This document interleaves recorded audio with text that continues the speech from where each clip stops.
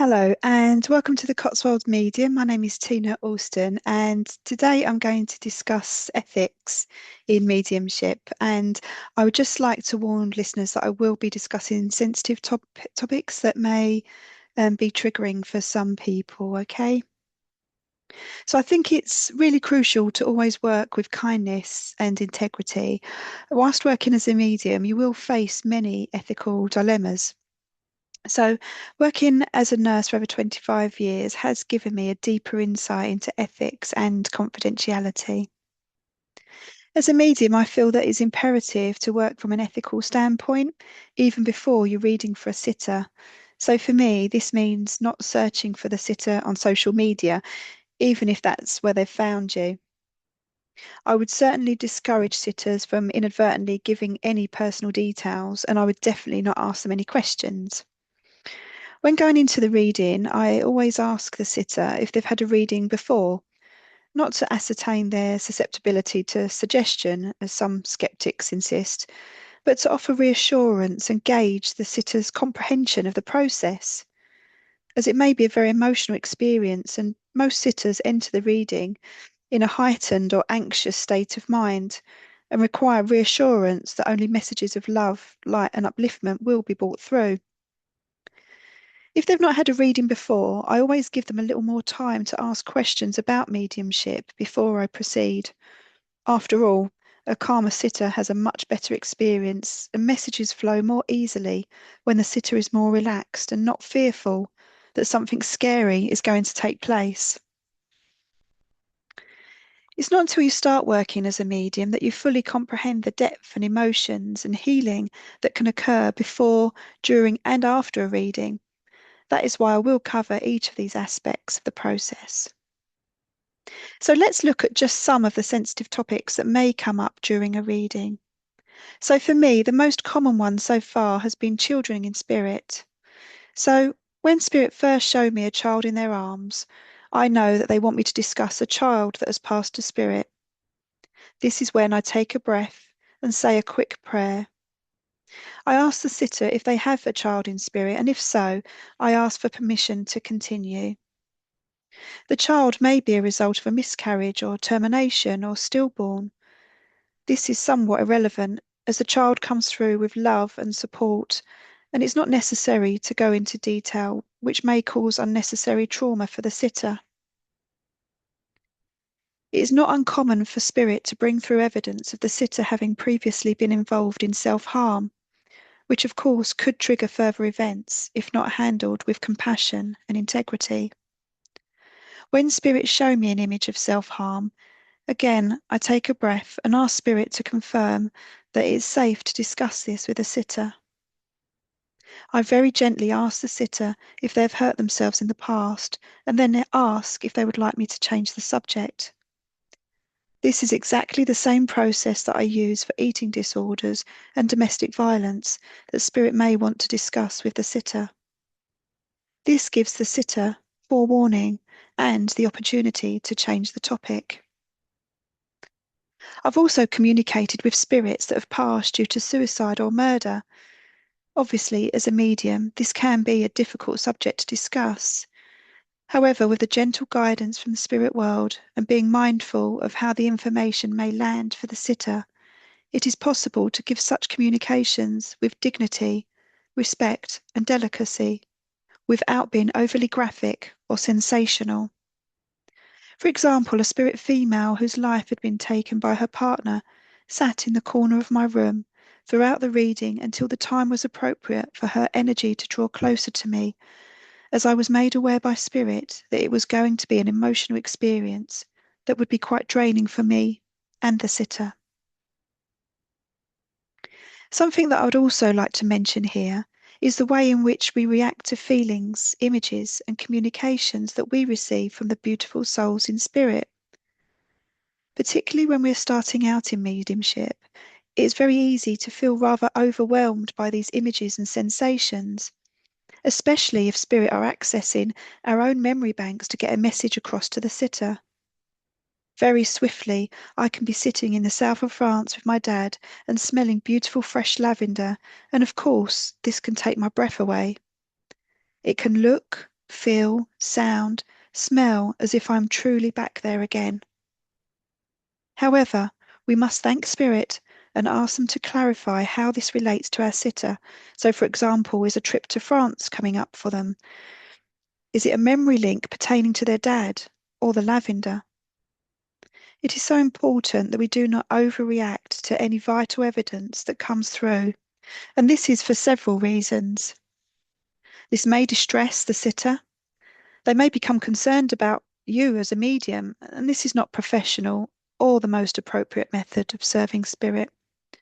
Also, if you get lost in your own images, you may miss the message that the spirit person is trying to convey to their loved one on the earth plane.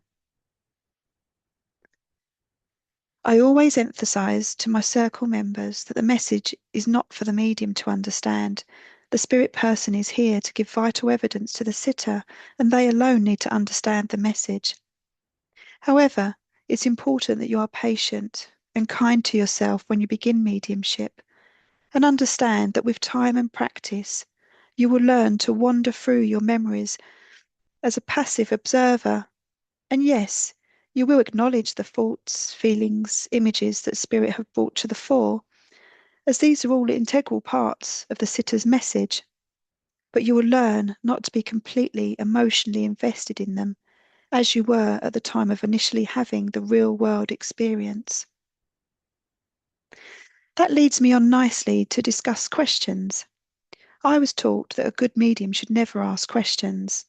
Now, this can be difficult at times, but obviously, if you can complete the reading having asked the sitter no questions, that would be amazing. Sitters will often want to discuss with you an unusual sign or symbol that spirit has offered as evidence. However, I always discourage this, as it can lead to them feeding the medium with information. And the spirit world do not want this, as they want to bring through that detailed evidence of the soul's existence after death. You do not want your sitter leaving the reading wondering if they had given you most of the evidence, which you just then fed back to them. So now I'm going to touch on recording readings.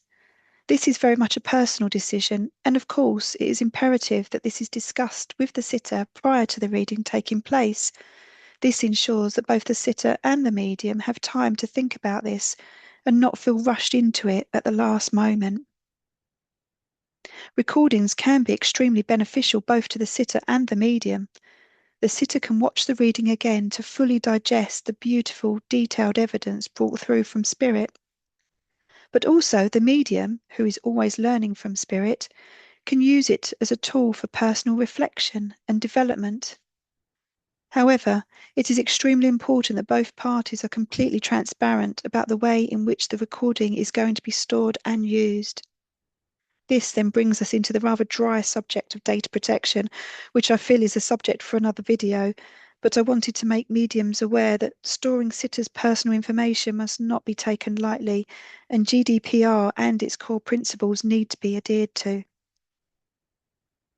There are some times when sitters may ask a question of spirit about someone who is on the earth plane, and this can be tricky for the medium, as it is important that you do not discuss personal issues of those who have not given their consent. For example, I've been asked if a person on the earth plane is unfaithful, or if an elderly relative is going to be dying shortly. Although a lot of sitters may require a reading as they feel lost in their current situation, it is always important to remember that spirit are extremely clever and will always offer the most appropriate guidance for the sitter without having to besmirch the name of another living soul. So it's important that you do not give a reading to a sitter on someone else's behalf. Life is complex and beautiful, and spirit are extremely adept at passing subtle signs on to the sitters. Another quandary you may encounter is when spirits show you very clear images or impressions of wonderful events that may be coming up for the sitter in the near future. I always give the sitter the details, however, I make it very clear that I do not make predictions, and the sitter always has free will and may choose a different life path. After the reading, I always thank the spirit people and the sitter for working with me as a sign of respect. For this reason, I also speak to the spirit communicator throughout the reading, but I always inform the sitter of this freeway conversation so that they are aware of it. When communicating with the sitter, I always mirror their preferred method of communication, for example, Instagram, Facebook, LinkedIn, email, text messages. I do this as I've found people communicate in different ways to suit their lifestyle, and also some people require discretion with regard to contacting a medium due to their own personal circumstances, and therefore I'd not want to just be texting them without their consent. I always contact the sitter after the reading to check in with them and thank them for letting me work with them. This also gives them the opportunity to offer feedback. Personally, I never approach people to offer them services as a medium. I know that Spirit will bring sitters to me at exactly the right time and in the right way. I often stand in Aldi with a spirit person next to me wanting to communicate with someone in the store, but I feel that this is unethical to approach someone that you do not know, or even someone that you do know, with a message from their loved one in spirit. It always needs to be the sitter that has found you and is requesting a reading. It is also imperative that confidentiality is maintained at all times. It is acceptable to share learning opportunities with, say, for example, a spiritual development circle. However, you would exclude all aspects of the reading that clearly identify the sitter or the spirit person or any of their family members. So, to conclude, always work with love in your heart. Your intention must be to serve spirit and bring through healing messages. If you are facing an ethical dilemma, ask spirit for guidance. Always work with integrity and compassion. Check in regularly with your sitter during the reading. Confidentiality and consent are key aspects of mediumship and will help to underpin your ethical structures. So I hope you've enjoyed this video today. Sorry it's been quite a dry subject. However, I feel that it's very important just to highlight ethics within mediumship. So I would like to take this opportunity to send you love, light and upliftment wherever you are in the world. Okay, thank you. Take care.